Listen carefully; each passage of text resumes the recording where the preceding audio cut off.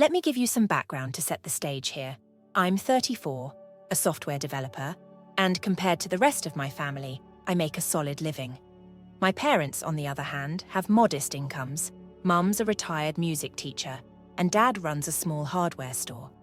Then there's my sister Catherine, who's 30. We haven't spoken in about 5 years, and trust me, there's a reason for that.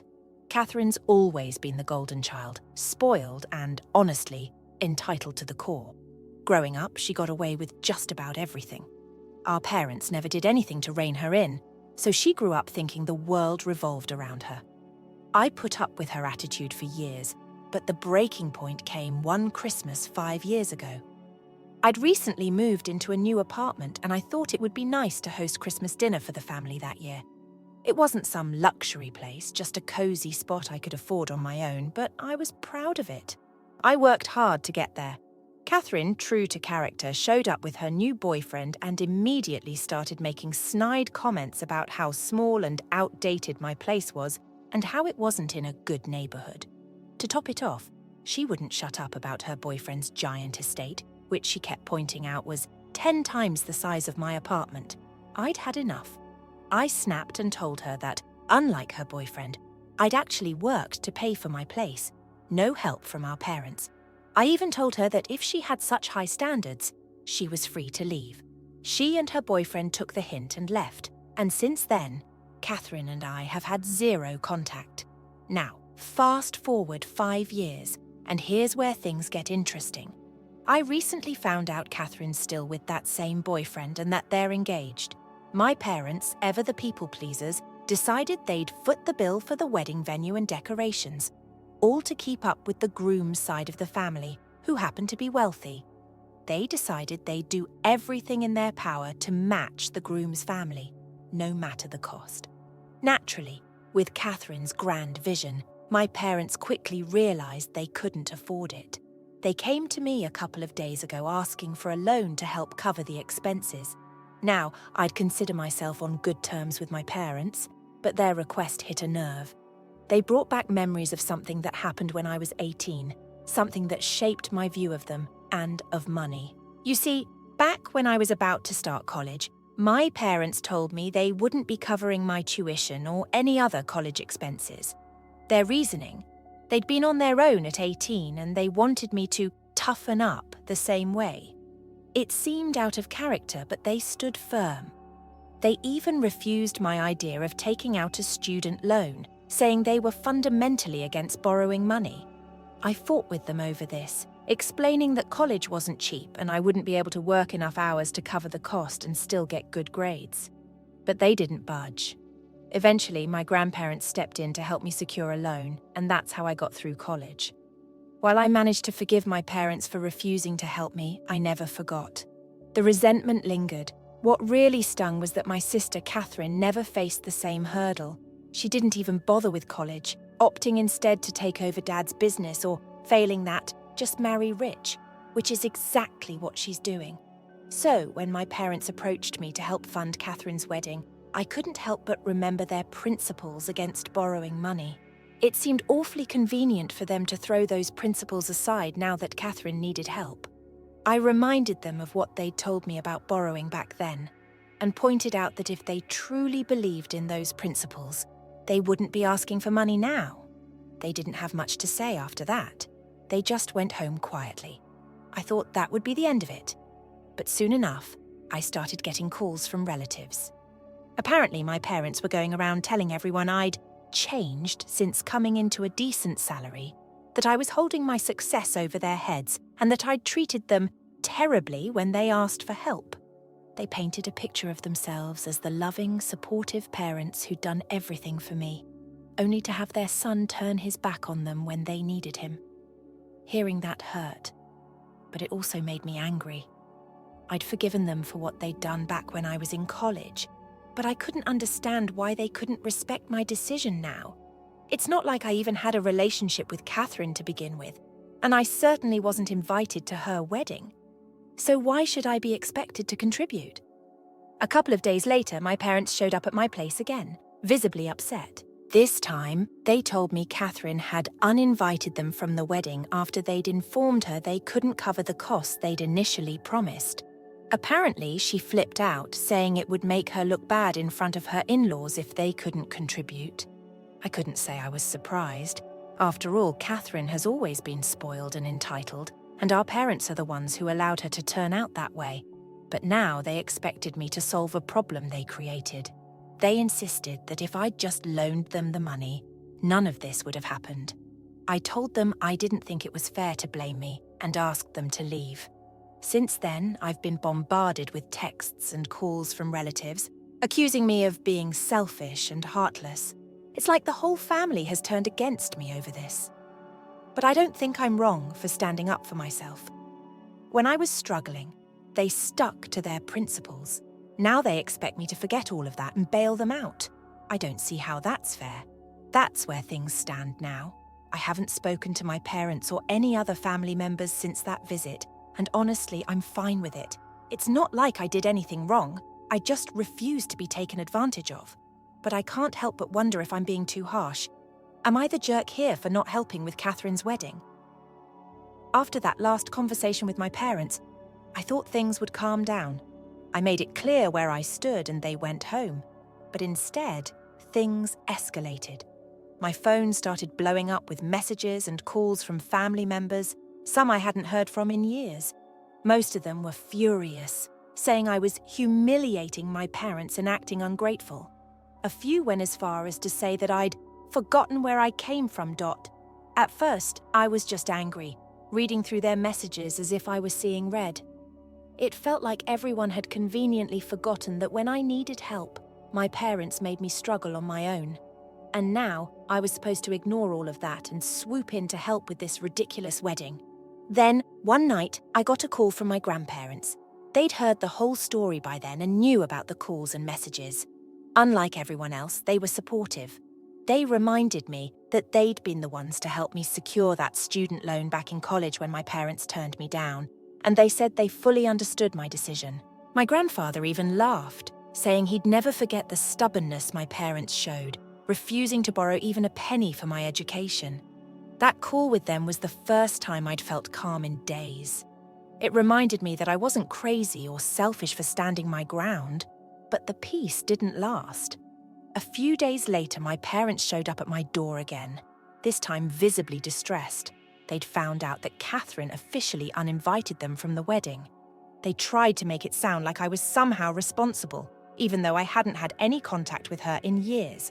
According to them, when Catherine and her fiancé learned they couldn't afford the full wedding costs, Catherine flew into a rage. She told them she was too embarrassed to ask her fiancé's family to cover the expenses, so she decided to just cut them out of the event altogether. Part of me couldn't help but laugh at the situation, although I kept that to myself. I mean, if my parents had promised her something and couldn't deliver, was that really my fault? My sister's reaction seemed over the top, but I couldn't deny that my parents had set themselves up for this by making promises they couldn't keep. They'd always coddled her, never challenging her entitlement, so now they were facing the consequences of their own choices. They didn't see it that way, of course. They blamed me entirely, saying if I'd just been willing to lend them the money, they'd be going to their only daughter's wedding. "You didn't have to be so petty, holding on to old grudges," my mother said, looking at me like I was some kind of stranger. "You've changed so much." Hearing that, I could feel my anger rising. They were the ones who drilled those no-borrowing principles into me, and now they wanted me to just ignore everything they'd taught me when it was convenient for them. I told them that I wasn't being petty.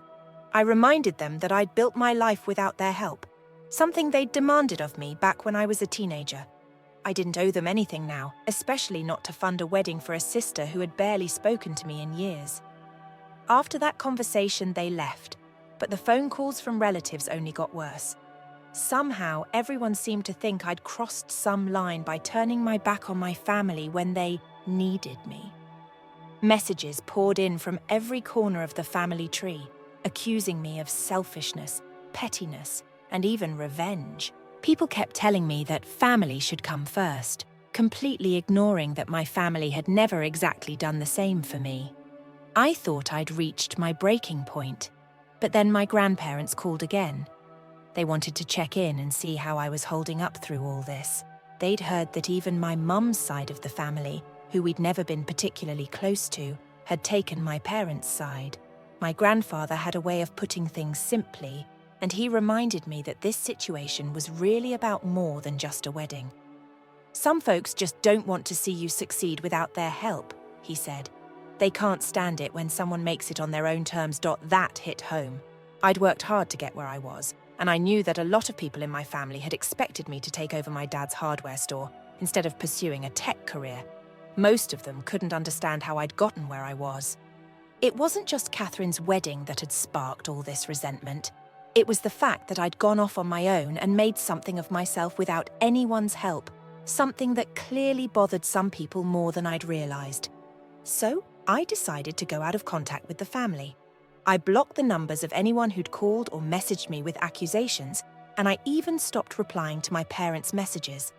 I felt a wave of relief, as if a weight had finally lifted off my shoulders.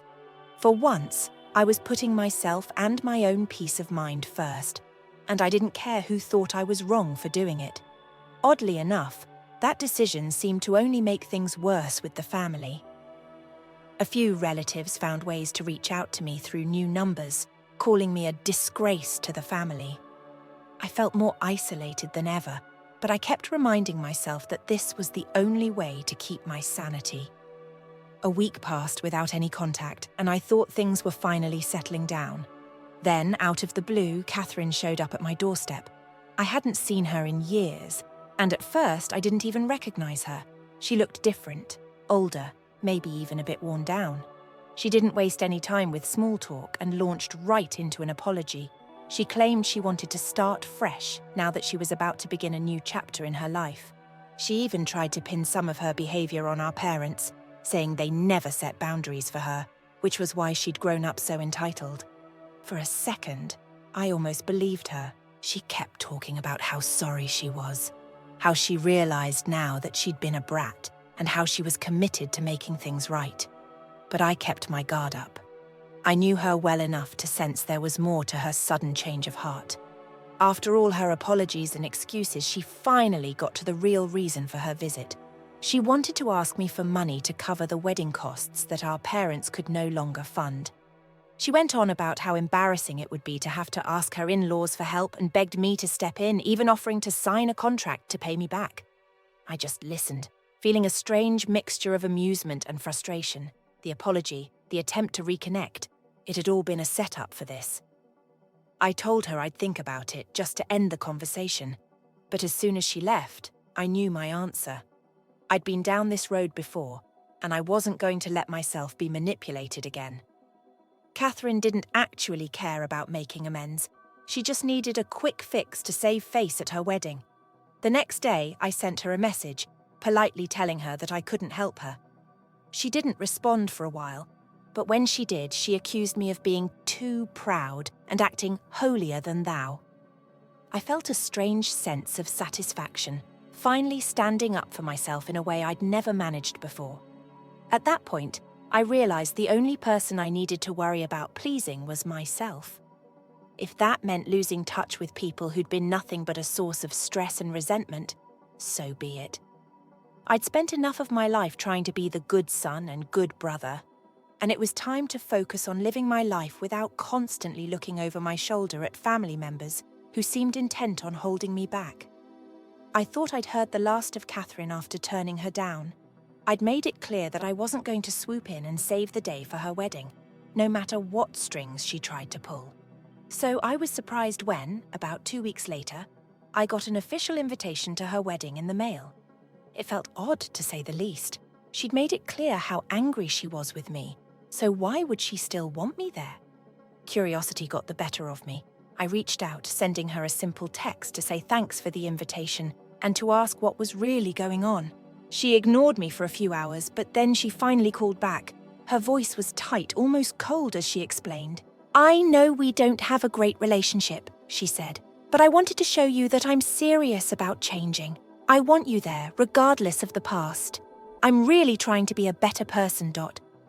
At first, I wasn't sure if I believed her. Catherine had always been good at putting on a show when it suited her, but as she went on, something in her voice sounded almost sincere. She admitted that she'd been reflecting on things after our parents uninvited themselves from the wedding. Apparently, they'd been telling people that she'd banned them from attending, all because they couldn't cover her wedding costs. According to Catherine, they'd decided on their own to bow out rather than admit they couldn't live up to their financial promises. It was strange hearing her side of things.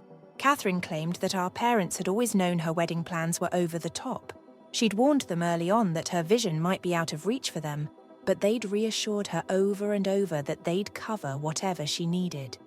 In a way, it sounded like a setup for disaster, an inevitable clash between her expectations and their need to save face around her fiancé's family. When they finally told her they couldn't keep up, she lashed out, which they then took as her uninviting them from the event. As I listened, I could feel a shift. For the first time, I started to see Catherine as a bit of a victim too. Not an innocent one maybe, but still a product of how our parents raised us. They'd let her grow up with no limits, feeding her entitlement until it backfired. I'd always resented her for that, but now I could see how it had shaped her, just as their strict rules and principles had shaped me. So when she asked if I'd consider coming to the wedding, I told her I'd think about it. She sounded relieved, like it was some huge weight off her shoulders. "I just want you to be there," she said, "so someone from our family is with me on my big day." I still wasn't convinced that she'd truly changed, but something about her words stayed with me. I didn't want to hold on to resentment forever, and maybe this was a chance for us to move forward. I talked it over with my grandparents, and they encouraged me to go.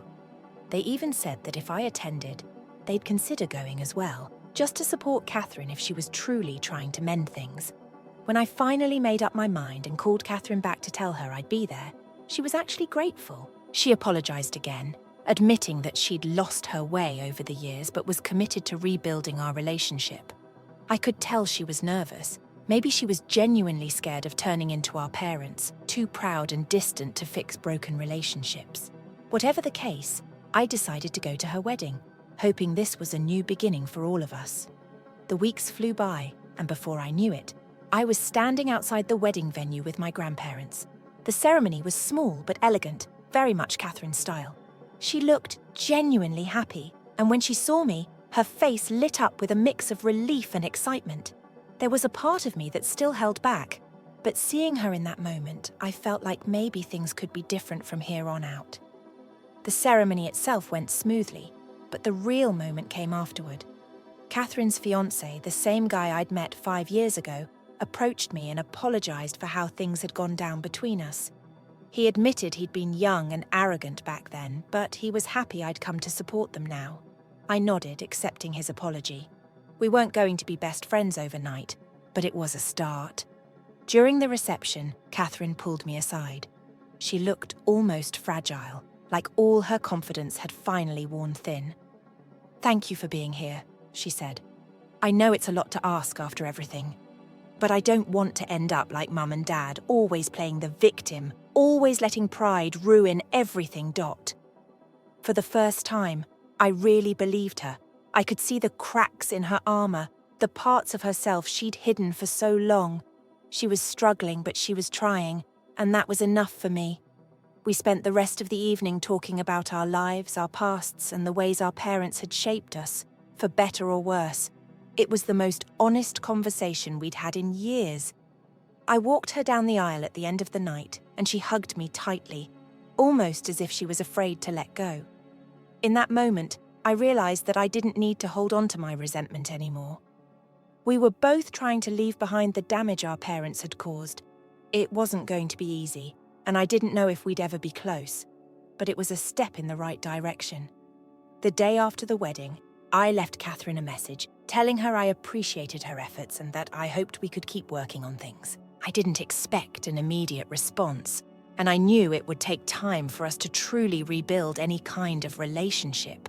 But for the first time in years, I felt a sense of peace. Going to that wedding had brought things full circle for me. I'd finally let go of years of hurt and disappointment.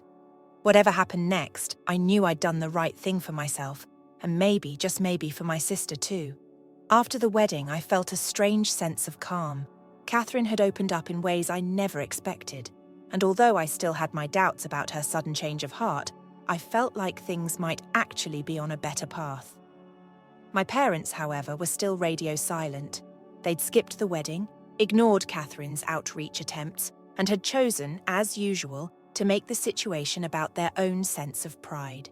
My grandparents, who'd been there for both Catherine and me through all this, had even tried to speak with them, but nothing got through. They wanted to be angry with me, with Catherine, and even with our grandparents now. I had a sense that they'd rather hold on to that anger than admit they'd made any mistakes, or that maybe they'd handled things poorly. In some ways that stung, but in others, it was almost a relief. I was finally accepting that I couldn't control how they saw things or how they wanted to handle this. Their choices were theirs alone, just like my choices were my own. In the weeks following the wedding, Catherine reached out a few times, cautiously testing the waters between us. We weren't jumping into sibling bonding overnight, but I could feel that she was trying, and surprisingly, I wanted to try too. We'd both lived our whole lives under the shadow of our parents' complicated values, expectations, and endless competition with one another. Finally, we were two adults who could make our own rules and write our own story. For the first time in years, Catherine came over to my place one evening just to talk. We didn't dwell on the past too much, though it inevitably came up. She opened up about the struggles she'd faced with our parents' expectations, the pressure to keep up appearances, and the emptiness she'd started to feel living her life the way they wanted her to, instead of what made her truly happy. I told her about the weight of their rejection when I asked for help in college, and how hard it was to get past that, even though I'd succeeded in spite of it. As the conversation deepened, we started laughing, joking about some of the things that used to drive us crazy in our childhood. I felt that same strange peace come over me, as if all those years of resentment were slowly lifting. Catherine had been a product of our family just as much as I had, and although I wasn't ready to erase everything, I could see her genuinely trying. Maybe she was as tired of our family's drama as I was. We still had a long way to go, but I could see a glimmer of hope. I didn't need Catherine to be a perfect sister or for us to have some ideal sibling relationship. I just needed her to be real with me, to meet me halfway, and in those quiet moments, it felt like she was. In the meantime, I went fully out of contact with our parents. I blocked their numbers, ignored messages, and even avoided family gatherings where I knew they'd be. They'd chosen their path, and I had to choose mine. There was a painful sort of finality to it, but I was beginning to accept it for what it was. My parents had raised us to believe family meant everything, but it had always been on their terms. It was finally time for me to set my own terms, to focus on people who respected me as much as they wanted respect in return. The rest of the family, those who'd accused me of being ungrateful or proud, stayed on my mind from time to time. Occasionally, I'd hear about them from my grandparents, but even that was becoming less and less relevant. Family had always felt like an obligation in our household, but now I was beginning to see it as something that should be built on mutual respect, not guilt or resentment. I was choosing a family of my own, made up of the people who showed up for me without strings attached. As for Catherine, our relationship was still fragile, but it was growing cautiously, piece by piece. One night she texted me a simple message, "Thank you." I replied with a "You're welcome," and that was that. No over-the-top speeches or grand gestures. We'd both done enough pretending for a lifetime. Now, months after the wedding, I find myself feeling lighter. I'm not holding on to old anger, and I'm not clinging to people who only bring negativity into my life. My family doesn't look the way it did when I was younger, and it certainly doesn't look the way our parents would want it to. But it's mine. I have my grandparents who've shown me nothing but love and support, and now a sister who's trying to rebuild what we'd almost lost. I can't change my parents, and I've accepted that. They may never see things from my perspective, and they may hold on to their resentment until the end of their days. But that's no longer my burden to carry. For once, I feel free from their expectations and guilt, free to live my life on my own terms. It's strange, realizing that sometimes family isn't about blood.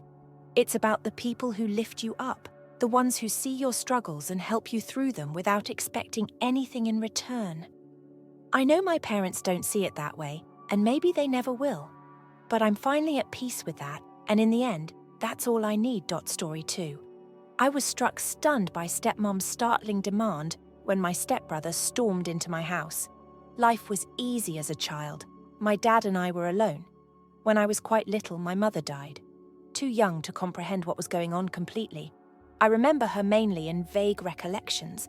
Her loving embraces after she passed away, her grin, and the way she used to hum while cooking. Only the two of us were there.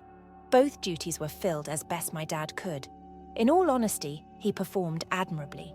He was a dedicated individual who would put in long hours at work while yet finding time for me. We had our little routines, and he never missed a soccer match or school play. Sundays meant breakfasts and park visits, while Friday nights meant movies and takeout. In retrospect, they were the golden times. Even though we had very little. Around the age of 12, things began to shift. My dad met Lisa at that time. I recall when he brought her home for the first time. Like an adolescent on his first date, he was anxious. At first, Lisa appeared like a decent person. She grinned broadly, brought cookies and inquired about school. Even though I mourned my mum, I wanted my dad to be happy, and I could tell she was trying. It was all right for a time. I was around 12 when my dad married Lisa. To be honest, I tried to make the most of it even though I didn't have much control over the situation. However, it soon became evident that Lisa's son Ethan was the golden kid. Regardless of his actions, they were always dismissed, whereas I had to follow the rules. Ethan was one of those individuals that seemed to carelessly go about their lives. Due to his frequent failure to fulfill obligations, he never held down a job for very long. Additionally, Lisa was continually making excuses for him. He's still getting his bearings. Or he will finally find his way, she would say. I was supposed to be the responsible one in the meanwhile, doing well in school, helping out around the house, and generally acting in the exact opposite way from Ethan. But there was more than simply schooling and chores. It was Lisa's distinct treatment of us. There would be repercussions if I made even a small mistake. I would be grounded, have all of my privileges revoked, etc. However, Ethan. He might make a huge mistake and just receive a little reprimand. He would neglect his household responsibilities, skip school or miss curfew. Lisa would simply brush it off. She would add that boys will be boys. Yes, all right. The thing that really annoyed me was how unaware my dad appeared to be of everything. I could understand his attempt to act as a father figure to Ethan, but occasionally it seemed like he was too preoccupied with integrating the family to see how much Lisa preferred Ethan. I recall working all summer long doing odd jobs and mowing lawns in order to save money for a new bike. I was ecstatic, but Ethan decided he needed a new game system just before I purchased it. My dad had been saving money for something else, but Lisa persuaded him to contribute part of it. There wasn't enough left for what I wanted, so I had to make do with a less expensive bike. However, it was more than simply the tangible items. The partiality permeated all area of our existence. Ethan always took center stage during family get-togethers and holidays. He would make jokes, take all the spotlight, and make Lisa smile as if he were the next big thing. Knowing that I would never be the focus of attention like Ethan, I would sit there in silence in the meanwhile.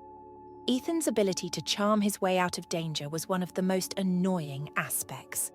During his high school years, he was discovered sneaking out late at night rather than being grounded. Well, at least he's adventurous, Lisa said, laughing it off. However, I was grounded for 2 weeks after going out late once because I couldn't remember how much time I was spending with my pals. The disparity in treatment was absurd. Things didn't really alter after high school. Ethan kept changing dead-end jobs, usually leaving when things got difficult. He would be jobless for months, relaxing at Lisa's house while she prepared meals, cleaned, and entertained him as if he were a visitor. She would claim he was simply going through a difficult time or was looking for his calling. I was working full-time and attempting to establish a life for myself in the meanwhile. It wasn't as though Ethan was a bad guy. He was simply lethargic. He wasn't cruel or rude. His lack of desire and drive was exacerbated by Lisa's incessant indulgence. Whether it was paying his rent when he was unable to, or offering an explanation for his most recent job loss, she was always there to support him. I can't even remember how many times she begged me to lend him money, give him a place to stay, or assist him out. Additionally, I had to constantly tell her that Ethan needed to be able to support himself. I did attempt to discuss it with Ethan once. I advised him to take charge, identify a cause he was passionate about, and pursue it. "I'll figure it out," he responded with a simple shrug. Finally, his go-to phrase was that, always, "Finally, not right now." Observing it was annoying, but there was nothing I could do. As long as Lisa continued to support him, neither she nor Ethan would change. The fact that Lisa never thought there was anything wrong with the way she treated us made it more difficult. She believed that she was only protecting her child and being a good mother.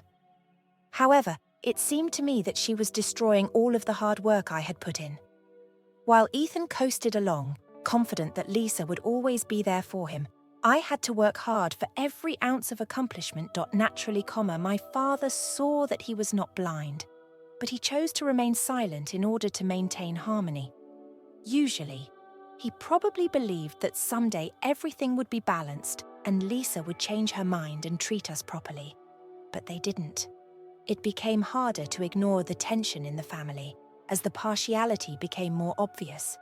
The fact that I began to feel alone was among the worst aspects. Once a place of refuge, the house started to seem like a battlefield. I was always on edge, anticipating the next unjust punishment or Lisa's next opportunity to put me under the bus while covering for Ethan. Who got the final slice of cake or who had to do the chores weren't the only little issues. It served as a continual reminder that Ethan was Lisa's top priority. I made an effort to put my head down and concentrate on my personal life, but it was difficult to avoid feeling the weight of everything. Although my dad tried his hardest to support me, I could see how it was affecting him as well. It was obvious that the balance was off and that things weren't improving, but he still wanted to keep the family together in order to make this new existence work. I was counting down the days until I could move out by the time I was a teenager. My dad wasn't someone I hated. The house no longer felt like home, not by a long margin. I felt as though I had to put up with it. A location where I wasn't quite accepted. I was relieved to move out at last. I looked for a little apartment, got a job, and made an effort to make a life for myself. It was mine, even if it wasn't simple. Ethan's pranks and Lisa's partiality were no longer issues for me. I was able to breathe. After a few years, things took a different path than I had anticipated. My father died. It wasn't abrupt. Even though he had been ill for some time, it didn't help. Losing him was like losing the final link to the good old days, the times when we were the only ones versus the world. The issue of the will came up after the funeral. I didn't have high expectations. My father had always been a diligent worker. We weren't wealthy, though. He did, however, leave me a small inheritance, a means to advance me. Although it didn't change my life, it gave me a new beginning. I decided to do something with that inheritance. I'd had enough of living in small apartments, barely making ends meet, and feeling like I was always falling behind. I desired more. I therefore began searching for a place in the city. Finally, a place I could call home. It wasn't simple. It felt like an endless search for the ideal location because the city is pricey. However, after weeks of looking, I discovered a sleek contemporary apartment in a fantastic area. Space, light, and a view that made me feel like I was on top of the world were all things I desired. I made it happen by using my savings in a loan and a portion of the inheritance for the down payment. For the first time in a long time, moving in felt unreal. Once more, I felt in charge of my life. I had this space, my new beginning. I believed that I could finally move on from the past now that my dad was gone, and I had a new house to concentrate on. However, I couldn't get rid of. The thought that my new beginning may have some conditions as I stood in that new apartment and gazed out at the city lights.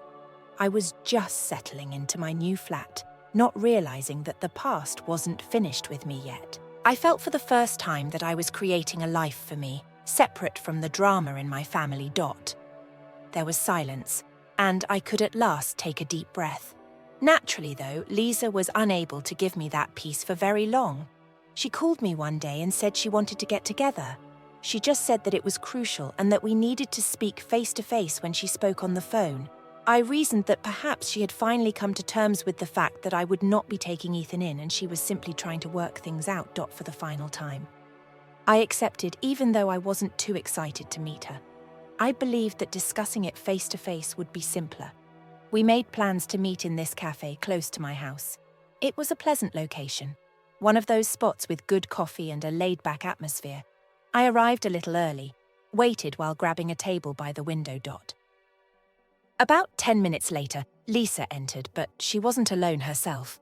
Ethan was behind her, and to be honest, I felt sick to my stomach.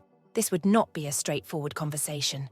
Lisa was the first to sit down, and she gave me a tight grin as if she was trying to be kind. However, her objective was obvious. As disinterested as ever, Ethan slid into the seat next her. Lisa jumped in as soon as they were both comfortable. "We appreciate you coming to see us," she began as though we were at a business meeting. "I wanted to let Ethan speak with you personally." I remained silent and simply gazed at her. I was waiting for whatever it was she was going to throw at me. Naturally, Ethan remained silent at first. Without making eye contact. He simply sat there, plucking at his hoodie's sleeve. Lisa was the one who continued the conversation. She remarked, bending slightly as if to reveal a major secret. "Look, Ethan's in a tough spot right now. He is in dire need of lodging.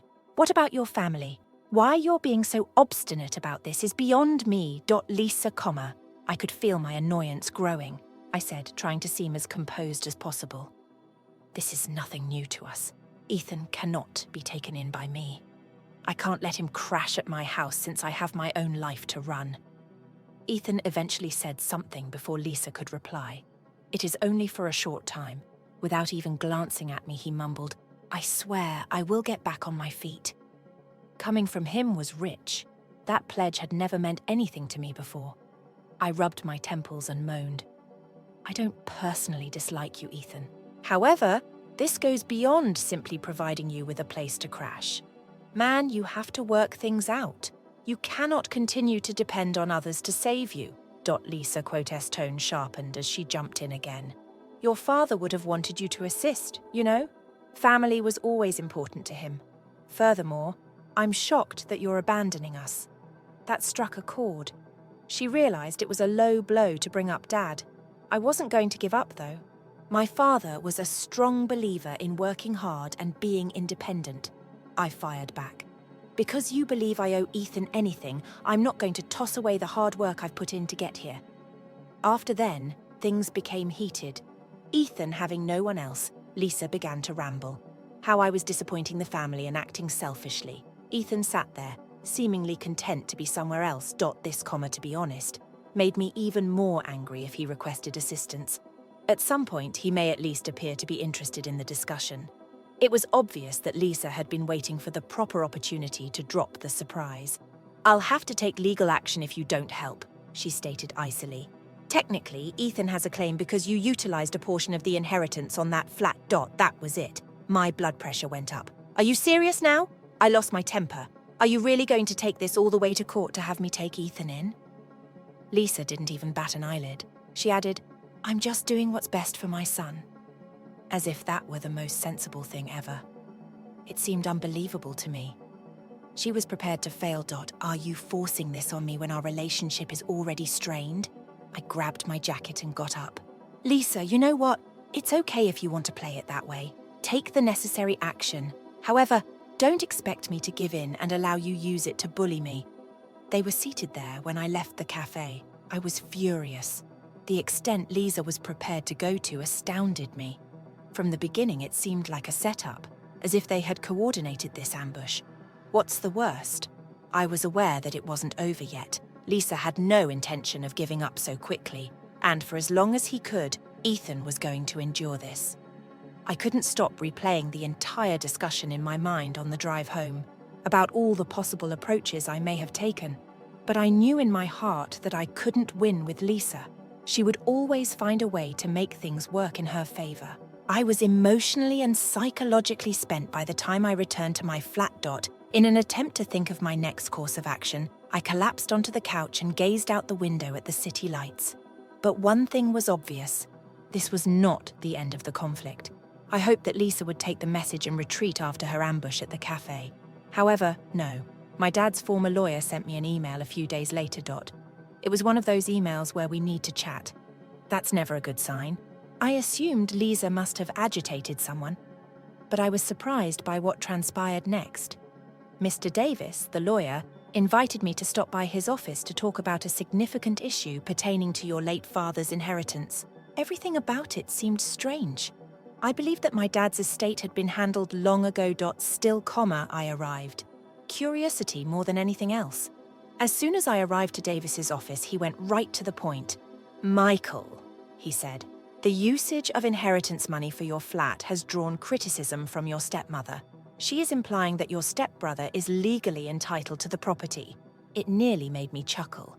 "Are you serious? Lisa is making a lot of effort to pull it off." Trying not to lose my temper, I asked. Davis looked serious as he nodded. "She is asserting that Ethan has an interest in the flat because a portion of it was bought using inheritance funds. There is a possibility that a judge will concur if this case goes to trial. Even though I'm not a lawyer, I could understand how absurd this sounded. Come on, Davis. We divided the inheritance equally between us. I purchased the property using my share, my own funds, and a loan. Ethan also received his part. It is his business what he did with it. It's accurate." Davis leaned back in his chair and spoke. "However, when it comes to family conflicts, the law may be complex. Although Lisa's case is weak, it might become a headache if she pushes it too much." Fantastic. It was just what I needed. A hassle with the law, thanks to Lisa. I felt like I had been taken advantage of as I left the office. Her willingness to take this issue to court astounded me. All because I wouldn't allow Ethan to spend the night at my house. I couldn't get it off my mind. This was a new low for Lisa, who had always been manipulative. She was going to play dirty, truly. I made the decision to defend myself. I contacted a lawyer early the next morning. A friend of mine who was an expert in estate disputes had suggested me. I wasn't going to roll over if Lisa wanted to fight. Sarah, my new attorney, was eager to get to work when we first met. "Do you have any records of the payment for the unit, Michael?" she inquired. "Yes, I do have all of the bank statements, receipts, and records of what I stated. Only around 10% of the expenses were paid by the bequest. The remainder came from a loan and my savings." Sarah gave a delighted nod. Excellent. That will be beneficial. However, we must delve a bit more. There should be no surprises, I hope. Unexpected? That word stayed with me. There were always surprises with Lisa. Indeed, it was not long before one had appeared. Sarah summoned me to her office a week later. "While looking over your father's estate documents, Michael, I discovered something intriguing. Her voice was grave as she spoke. "What sort of intriguing?" Bracing myself, I asked. "There are property accounts that your father had but were strangely missed, as well as assets that were never revealed during the original settlement investments. Lisa apparently failed to register them at the time of the estate's division." I sat in disbelief. "Are you implying that Lisa concealed riches from me?" "It appears to be that way," Sarah responded. "These assets ought to have been divided in the inheritance if they were a component of your father's estate. However, Lisa asserted her ownership over them. What I was hearing was unbelievable. Although Lisa had always been dubious, this was even more so. In reality, she had kept a portion of my dad's fortune hidden for herself. She now had the audacity to pursue me for my flat. Now, what should we do? With my head racing, I asked. "Well, we have two options," Sarah said. "A protracted legal fight may result from our filing a claim to challenge the first estate settlement. We may also use this as leverage to persuade Lisa to give up." I didn't have to second-guess myself. "Let's pursue her," I said. "It's okay if she wants to play dirty. She isn't getting away with this, though." Things became heated throughout the course of the next weeks. After gathering all the evidence, Sarah and her colleagues discovered that Lisa had been holding a little fortune. When the estate was divided, I was not aware of any investments, a rental property, or even any sizable bank accounts. Lisa continued to pursue her claim to my flat in the interim. To put pressure on me, she had even enlisted the help of certain family members, conveying the idea that families should remain united. Ethan also needs your assistance. I wasn't buying it. It was all bullshit. Finally, the day arrived for Sarah to submit the claim. Officially, it was. Lisa was the target of our pursuit for asset concealment. The expression on her face when she learned, priceless. It had caught her off guard. She also didn't make a swift recovery for once. I knew, however, that this was not the end. Lisa wasn't going down without a fight because she was a fighter. Nevertheless, I was relieved. In a long time, for the first time, I was doing more than just responding to her games. I was in charge. As we readied ourselves for the next court case, it was impossible for me not to consider how things had come to this. Control and making sure Ethan had an easy ride had always been Lisa's priorities, and she was now prepared to destroy the family in order to maintain that. However, I wasn't the same child who had to tolerate her nonsense. I had a life of my own back then, my own space now, and I refused to allow her to ruin that. I was prepared for this struggle, which was mine. Things were finally coming to a head after all the research, claim filing, and legal back and forth. Lisa had been exposed for concealing assets from my father's estate. I assumed it would be over after I caught her in that lie, but it wasn't that easy. The family went crazy when they learned that I was bringing Lisa to court. Everyone had an opinion on what I was doing all of a sudden. Why are you unable to let it go? It's also your stepmother. Instead of dragging her through court, you need to be assisting her. Because she was such a saint, isn't that right?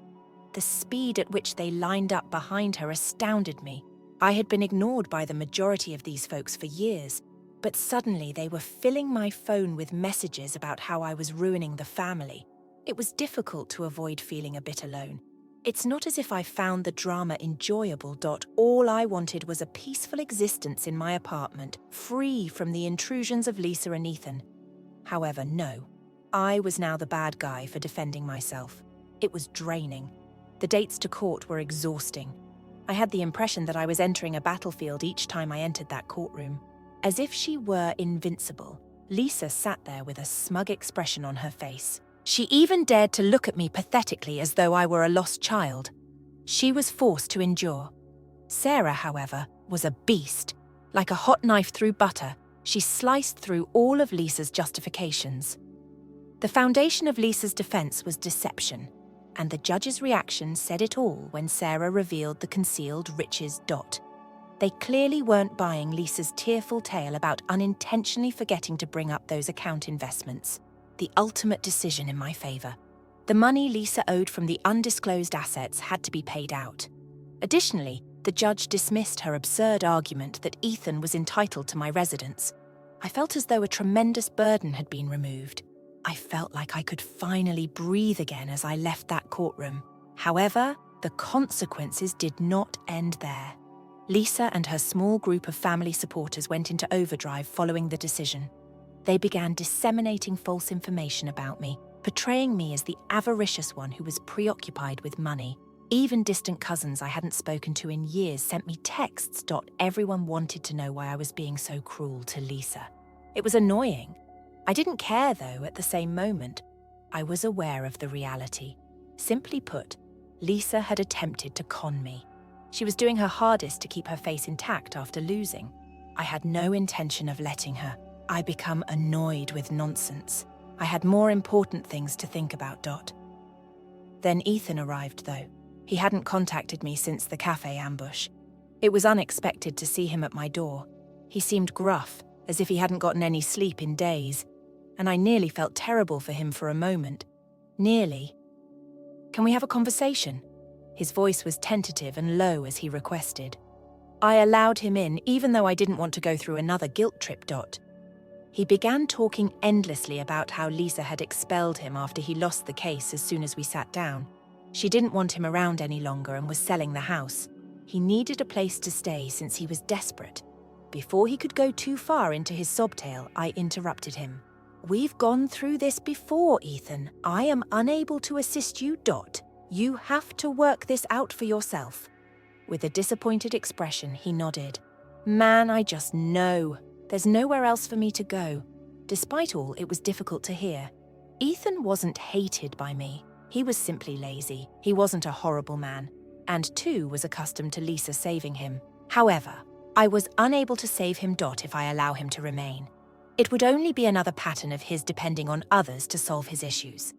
I can't allow you to remain here. I spoke aggressively. You must come up with an alternative. He didn't dispute. He just got to his feet. I'm glad I listened to him and walked away.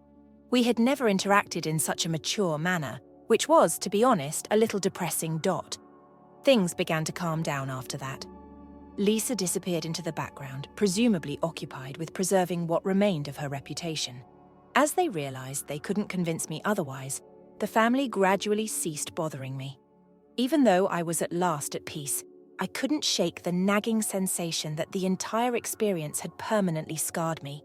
I no longer had the same level of faith in people. Lisa's ability to influence everyone and turn them against me demonstrated to me how easily things may go wrong.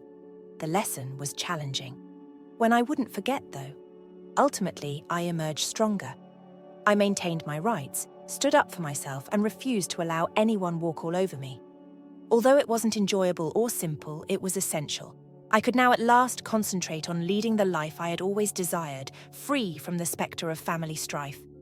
Regarding Ethan, I hope he worked things out, but I'm not sure where he ended up.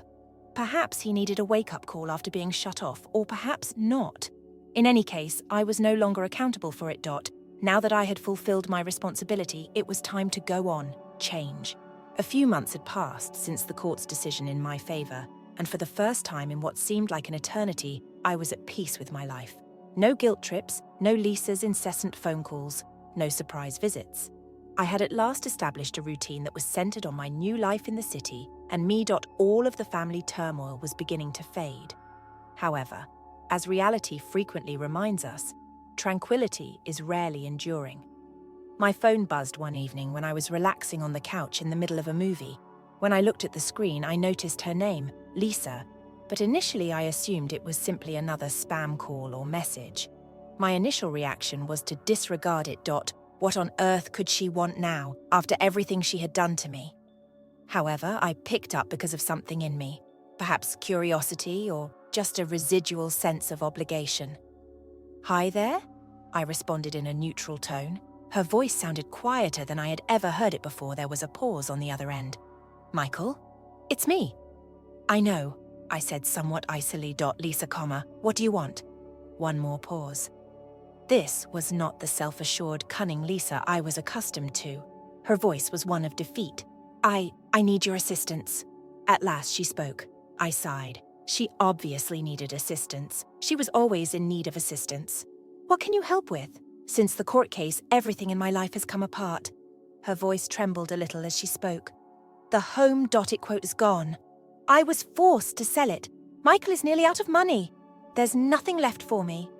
I remained quiet, allowing her words to fully register. Telling her that this was precisely what she deserved made me feel superior. However, hearing her in this state did not provide any satisfaction. She sounded like she was truly broken. There's nowhere else for me to go. Ethan struggled to keep up with her. All I need is a little assistance, just enough to let me stand again. She couldn't see me, but I shook my head. Why me? Lisa, why would you expect me to assist you after everything that you have done? Because no one else can except you. Silently, she said, I'm aware that I am unworthy. I've been terrible. I realize that. I am desperate, though. The admission I never expected to hear from her was there. Lisa acknowledging that she had made a small mistake. It was something, but it didn't take away from the years of deceit and ongoing planning. I'll give it some thought. I said, my voice remained aloof. Don't get your hopes up, though. We hung up the phone after she thanked me in a voice that was hardly audible above a whisper. I stared at my phone for a while, trying to take in what had just happened. The lady who had been ruining my life for years, Lisa, was suddenly pleading with me for assistance. It seemed unreal. Her comments replayed in my mind throughout the course of the following several days. I had no idea whatsoever. She was resting on her bed, which she had prepared.